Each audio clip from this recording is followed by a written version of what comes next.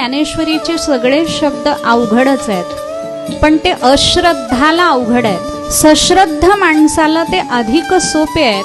कारण सश्रद्ध माणसाला ज्ञानेश्वरी त्याच्या बुद्धीनं कळत नाही. सश्रद्ध माणसाला ज्ञानेश्वरी ही माऊलींच्या कृपेनं कळते, हे लक्षात ठेवलं पाहिजे. ज्ञानेश्वर महाराजांचं चित्र रेखाटणं म्हणजे ज्ञानेश्वरी लिहिणं आहे. आणि जेव्हा ते चित्र तयार होतं, जेव्हा ती ज्ञानेश्वरी पूर्ण होते, तेव्हा सगळ्यात जास्त आनंद हा पांडुरंग रायाला होतो. लक्षात घ्या.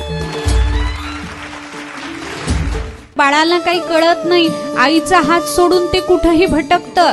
म्हणून कधी हात सोडावा कधी नाही सोडावं हे बाळाला कळत नसलं, पण आईनं जर बाळाचा हात धरला तर बाळ कधीही चुकत नाही. म्हणून ज्ञानेश्वर महाराजांना सांगावं, माऊली तुम्हीच आमचा हात धरा, म्हणजे या संसार चक्रामध्ये आम्ही कधी चुकणार नाही.